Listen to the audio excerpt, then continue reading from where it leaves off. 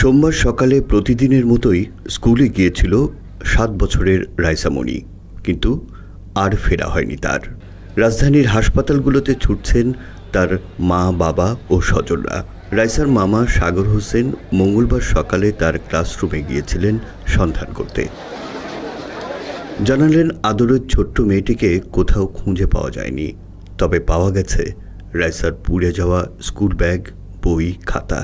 ভাগ্নির সন্ধানে সবার সহযোগিতা চাইলেন তিনি। প্রত্যেকটা মেডিকেলে গেছি আমি সহ, আমাকে আরও অনেকে আছে, ভাই ব্রাদার আছে, আমার বনাইয়ের ভাই ব্রাদার আছে, সবাই মিলে সব মেডিকেলে খুঁজে 8-10টা মেডিকেলে খুঁজে আমার কোথাও তার কোনো সন্ধান পাইনি। কাল থেকে এই বন্ধু না পেয়ে অবশেষে আমি আবার তার স্কুলে আসছি।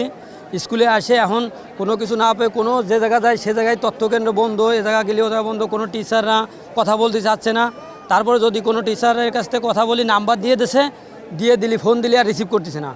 অবশেষে আমি যে জায়গায় দুর্ঘটনা ঘটছে তার পাশেই নাইকেল গাছের সাথে ওই জায়গায় আমি টুকাই তার ব্যাগ পাইছি, ব্যাগ এবং খাতা, ব্যাগ আর খাতা পাইছি পুরো অবস্থায়। এই যে এখন আমি এই পাইছি, তাই ছাড়া তার কোনো কিছু আমি পাইনি।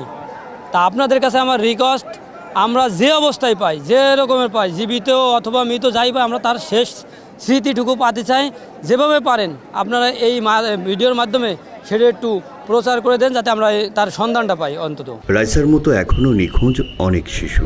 হাসপাতাল থেকে হাসপাতালে ছুটছেন স্বজনরা, কিন্তু কেউ জানে না তারা কোথায়, বেঁচে আছে কিনা। চিকিৎসকরা বলছেন, যেভাবে শিশুদের দেহ পুড়ে গেছে, মৃতদেহ শনাক্ত করতে সময় লাগবে আরও। চোখের সামনে অনুজদের পুড়তে দেখেছে মাইলস্টোন স্কুল অ্যান্ড কলেজের শিক্ষার্থীরা। কিছুতেই ফিরতে পারছে না স্বাভাবিক জীবনে। তাই ছোট ছোট সেই শিশুদের ছিন্ন ভিন্ন শরীর উদ্ধার করেছিলেন যারা, তাদের একজন দ্বাদশ শ্রেণীর শিক্ষার্থী মাহাথির জানাচ্ছিলেন অভিজ্ঞতার কথা। তখন ইমোশনেতে বেশি মানে বাঁচানোটা প্রয়োজনীয় ছিল, এই জন্য বুকের উপর পাথর রেখে কাজটা করতেছিলাম। একদম আপনি ইনজুর্ড হলেন একটা ফায়ার সার্ভিসের যখন একটা বাচ্চার বুকে পানি দিয়েছিল, ওনা ওই বাচ্চার পুরো বডির প্রায় 50-60% পুড়ে গেছিলো। বাচ্চার বডি থেকে এমন স্মেল বেরোতেছিল, আমি মানে কিছুক্ষণ আগে টিফিন করেছিলাম, টিফিন করে আমার বমি করতেছে আর ওকে নিয়ে হাঁটতেছিলাম। পরে তার মধ্যে টেম্পারেচার 70°C। দেওয়ালের মধ্যে জাস্ট হাতটা যে একটু লেগেছিল, হাতের চামড়া লেগে গেছে একদম। মানে দেওয়ালের টেম্পারেচার এত বেশি যে দেওয়ালের মধ্যে পানি ঢালতেছিল, পানি বাষ্পে উড়ে যেতেছিল। এখানে ডেড বডির কথা বলছেন, যেহেতু ডেড বডিগুলো দেখার মতো ছিল না। ডেড বডিগুলো পুড়ে একদম একটা মানে সরিটোসে একদম একটা মন্ডের মতো পরিণত হয়ে গেছিলো। মানে কী বলবো, এটা মানে মাথা, বাচ্চাদের মাথা তো এমনি একটু হালকা, এত টেম্পারেচারের মধ্যে মাথা গলে একদম ছাই হয়ে গেছে। আর পুরো যেই ক্লাসগুলোর মধ্যে আগুন লেগেছিল, একটা জায়গার মধ্যে সামান্য পরিমাণ রক্ত ছিল না, রক্ত পর্যন্ত পুরো কালো হয়ে গেছে। অনুজ সতীর্থদের হারানোর শোক এখনও কাটিয়ে উঠতে পারেনি কেউই। এর মধ্যেই মৃতের সংখ্যা নিয়ে উঠেছে প্রশ্ন। শিক্ষার্থীদের অভিযোগ, বিমান দুর্ঘটনায় নিহতদের প্রকৃত সংখ্যা আড়াল করা হচ্ছে। অভিযোগের তীর সেনা ও নৌবাহিনীর দিকেও। তারা কত খুঁজতেছে তাদের সন্তানদেরকে, খুঁজে পায় লাস্টে রাত 3টার দিকে জানতে পারে যে মরে গেছে হসপিটালের মধ্যে। আপনারা বুঝেন যে ওখানে যে প্লেনটা যে ক্র্যাশ করলো, আপনার সামনে কিন্তু দুটো সেকশন, একটা সেকশনে কিন্তু 30টা করে আমাদের প্রায় স্টুডেন্ট থাকে। 30টা সেকশনে একদম পুরো জ্বলে পুরো ছাই হয়ে গেছে।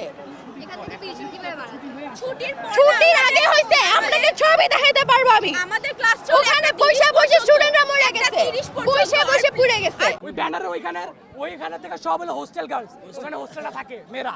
ওই মেয়েরা ভিডিও করছে, ভিডিওটা আমাদের একটা গ্রুপ আছে মাইলস্টোন গ্রুপ, ওই গ্রুপটার ভিতরে পাবলিশ হয়েছে। ওই ভিডিওটা আমরা হয়েছে কিন্তু কোনো খবর চ্যানেলে পাইনি। ওইখানে যে আর্মির একটা অ্যাম্বুলেন্স রাত্রে 1টা বাজে কেন ঢুকবো আর্মি, তারপরে অ্যাম্বুলেন্স কেন 1টা বাজে, উদ্ধার কাজ তো শেষ হয়ে গেছিল 9টার আগেই, তাহলে এখন কেন ঢুকছে? আমার কথা হলো এইটা। এরপরে মেয়েদের কাছে যে ফোন টোন ছিল সব নিয়ে নেওয়া হয়েছে, ওদেরকে লক করে দেওয়া হয়েছে, ওদেরকে বের হইতে দিবে না। ওরা কিছু একটা জানে, ওরা এই পর্যন্ত অনেকবার চিট ফলাইছে, লাস্টে কয়েকটা চিট আমরা ধরতে পারছি। ওই চিটগুলো আমরা বলছি, এই চিটটায় লেখা আছে, প্লিজ আমাদের নামান, আমরা আসতে চাই। তালা মারা মামুন স্যার আমাদের নামতে দেয় না। মামুন স্যার কাগজটা ছিঁড়ে গেছে। আরো কয়েকটা চিট আছে যেগুলো যে আমাদের যে বড় ভাইয়ারা আছে ওনাদের কাছে আছে, ওই চিটগুলো আমাদের কাছে। এই চিটটা আছে, এই চিটটা আমরা এখানে দিলাম 12:30 আমরা তখনও জানি যে আজকে কেমিস্ট্রি সেকেন্ড পেপার পরীক্ষা, তখনও জানি আমরা, তখন রাত 12:30 বাজে। 2টার সময় অ্যাম্বুলেন্স ঢুকছে আমাদের ক্যাম্পাসে, যেখানে উদ্ধার কার্যক্রম সন্ধ্যা নাগাদ বন্ধ করে দেওয়া হয়েছে। কথাটা বুঝেন, 2টা নাগাদ অ্যাম্বুলেন্স ঢুকছে, আমাদের ফুল লক করে দিছে, 2 হোস্টেল ফুল লক।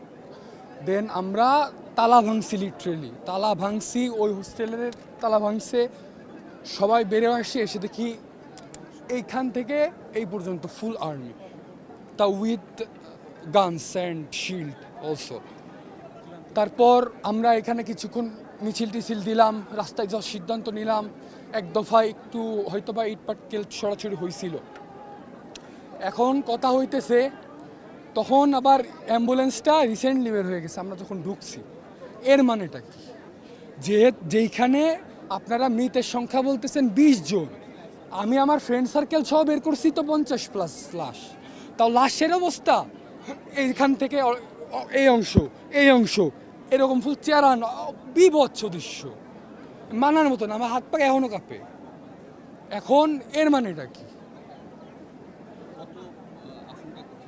আশঙ্কা করছি, একটু যদি দেখান, 1 2 3 তিনটা ক্লাস, মানে লাগার যে মোমেন্টে লাগছে ওই মোমেন্টেই উড়ে গেছে। 3টা ক্লাস 30 60 90 জন তো ওইখানেই গেছে। এদিকে মঙ্গলবার সকালে দুর্ঘটনাস্থল পরিদর্শনে গিয়ে মাইলস্টোন স্কুল অ্যান্ড কলেজের শিক্ষার্থীদের প্রতিরোধের মুখে পড়েন আইন উপদেষ্টা আসিফ নজরুল, শিক্ষা উপদেষ্টা সিআর আবরার এবং প্রধান উপদেষ্টার প্রেস সচিব শফিকুল আলম সহ সরকারের একটি প্রতিনিধি দল।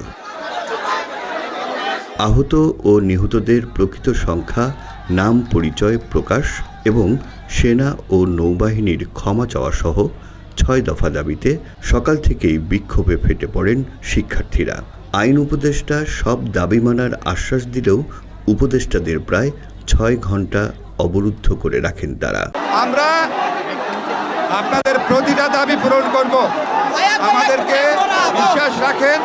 আমরা নিজেরা অভিভাবক হিসাবে আপনাদের প্রতি আমাদের সহানুভূতি জানাতে, আমাদের ভালোবাসা জানাতে আমরা এখানে ছুটে এসেছি। আমরা অবশ্যই আপনাদের প্রতিটা দাবি পূরণ করব।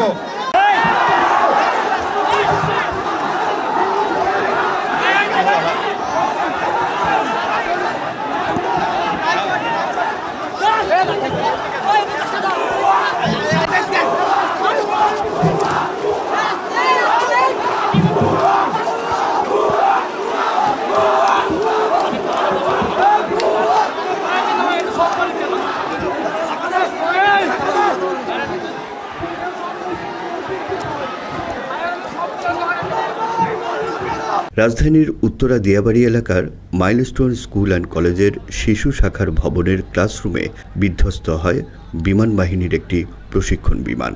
এ ঘটনায় মৃতের সংখ্যা 31 ছাড়িয়েছে, তবে মৃতের সংখ্যা নিয়ে রয়েছে ধোঁয়াশা। দগ্ধ অবস্থায় আরও অর্ধশতাধিক শিশু বিভিন্ন হাসপাতালে চিকিৎসাধীন, তাদের অনেকেই আশঙ্কাজনক। সুষ্ঠু তদন্ত ও নিহতদের প্রকৃত সংখ্যা প্রকাশের দাবি জানিয়েছেন শিক্ষার্থী ও অভিভাবকরা। রাকিব জুয়েল, বাংলা এডিশন।